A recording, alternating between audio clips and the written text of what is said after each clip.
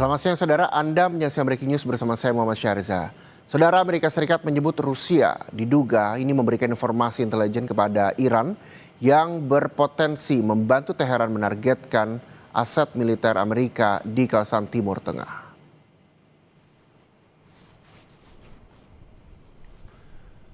Namun Donald Trump tidak secara langsung mengonfirmasi laporan itu terkait intelijen Amerika Serikat yang meyakini Rusia telah memberikan informasi kepada Iran untuk menargetkan pasukan dan aset Amerika Serikat di Timur Tengah.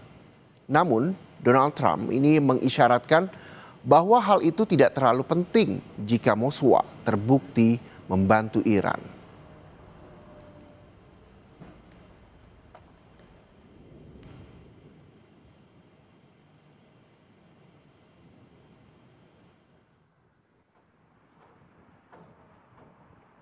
If they are, it's not helping much. If you take a look at what's happened to Iran in the last week, if they're getting information, it's not helping them.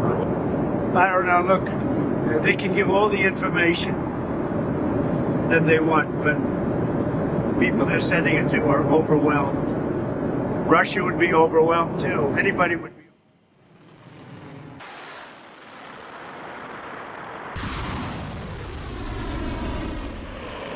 Wang Yi, Menteri Luar Negeri Tiongkok bilang bahwa perang antara Amerika Serikat, Israel, dan Iran seharusnya tidak pernah terjadi karena tidak menguntungkan pihak manapun. Wang Yi menyerukan penghentian segera operasi militer dan mendesak semua pihak untuk kembali ke meja perundingan. Wang menyampaikan kedaulatan Iran dan negara-negara teluk lainnya harus dihormati dan urusan Timur Tengah harus diputuskan oleh negara-negara regional secara independen.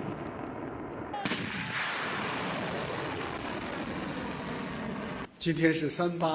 我们注意到，近期呢，美国和以色列再次对伊朗发起军事打击。那目前冲突已经蔓延到整个的中东地区。这是一场本不应该发生的战争，也是一场对各方都没有好处的战争。中东的历史已经反复告诉世人，武力不是解决问题的办法，兵戎相见只会增添新的仇恨，酝酿新的危机。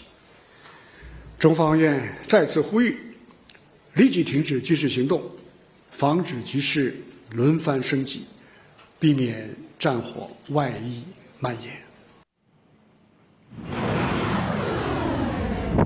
Korps Garda Revolusi Iran bilang mereka siap untuk setidaknya perang skala penuh intensitas tinggi selama 6 bulan dengan kecepatan saat ini. Iran mengklaim bahwa rudal yang telah digunakan sejauh ini sebagian besar ini termasuk generasi pertama dan kedua diproduksi tahun 2012.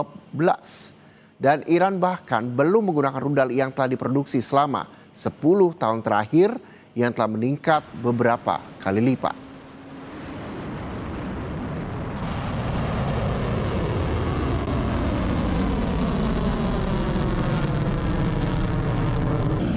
در تسلیحات هم در راهبرد هم در تاکتیک ابتکار عمل ذراتخانه موشک‌های سنگین بالستیک کروز انواع پهباد و شناورهای تهاجمی متناسب با یک جنگ گسترده یک جنگ تمام عیار یک جنگ طولانی تامین شده. Di tengah berkecamuknya perang Amerika Serikat, Israel, dan Iran, kekhawatiran dirasakan sejumlah warga negara Indonesia yang berada di kawasan Timur Tengah. Kementerian Luar Negeri pun membentuk tim respon krisis sebagai langkah perlindungan terhadap WNI di kawasan terdampak perang. Perang yang tengah terjadi antara Amerika Serikat, Israel, dan Iran turut memicu kecemasan sejumlah keluarga dari warga negara Indonesia yang berada di kawasan Timur Tengah. Seperti keluarga pekerja migran Indonesia asal Situbondo, Jawa Timur ini. Hosnia khawatir atas kondisi sang adik yang berada di Oman. Meski situasi di sana dikabarkan aman, namun Hosnia selalu berharap agar adiknya bisa cepat pulang.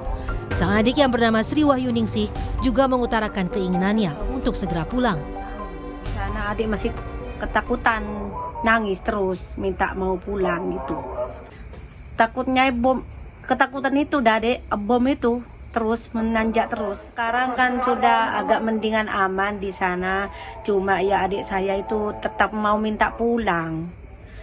Ya alhamdulillah amannya di situ, cuma ya pingin pulang ke sini, pingin pokoknya ndak mau kerja ke sana lagi. Keluarga berharap bisa segera bertemu Sri Wahyuningsih dan berkumpul kembali di tanah air. Sementara di Iran, ada 329 warga Indonesia yang menetap. Pemerintah menyebut telah mengevakuasi 32 WNI dari Iran melalui Baku, Azerbaijan, yang nantinya sampai ke Indonesia diperkirakan pada Senin sore. Kita berada di transit di kota Baku, di Hotel Kafkas yang sudah kita siapkan. Jadi kita menggunakan rute udara dari Baku itu berangkat jam 10 malam melalui Istanbul dengan pesawat Turkish. Jadi ketibaan kemungkinan berangkat jam 10 malam, transit di Istanbul. Setelah dari Istanbul nanti akan lanjut ke tanah air Jakarta. Itu diperkirakan sore ya Mas, ya, kemungkinan ya. Di sisi lain, 5 WNI menjadi korban kapal Takbut Musafah II berbendera Uni Emirat Arab yang terbakar dan tenggelam di Selat Hormuz antara perairan Uni Emirat Arab dan Oman. 2 WNI terluka, sedangkan 3 WNI lainnya masih dalam pencarian. Berdasarkan saksi mata, Musafah II mengalami ledakan yang menyebabkan kapal terbakar. Pada saat kejadian, 4 WNI ABK berada di kapal Musafah II dan 1 WNI teknisi sedang berada di kapal kontainer Safin Prestige.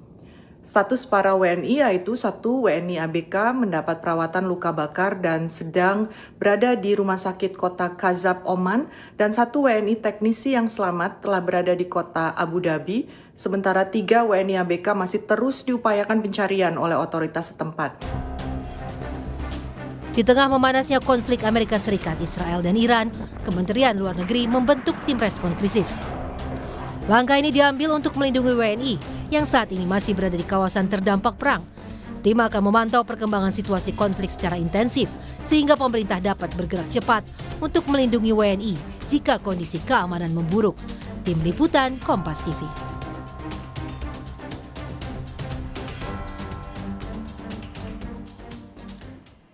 Eskalasi perang Amerika Serikat didukung Israel terhadap Iran yang berjalan lebih dari sepekan semakin meningkat.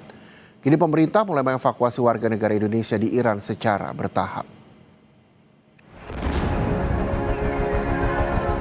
Pemerintah tengah mengevakuasi 32 warga negara Indonesia dari Iran ke Baku, Azerbaijan.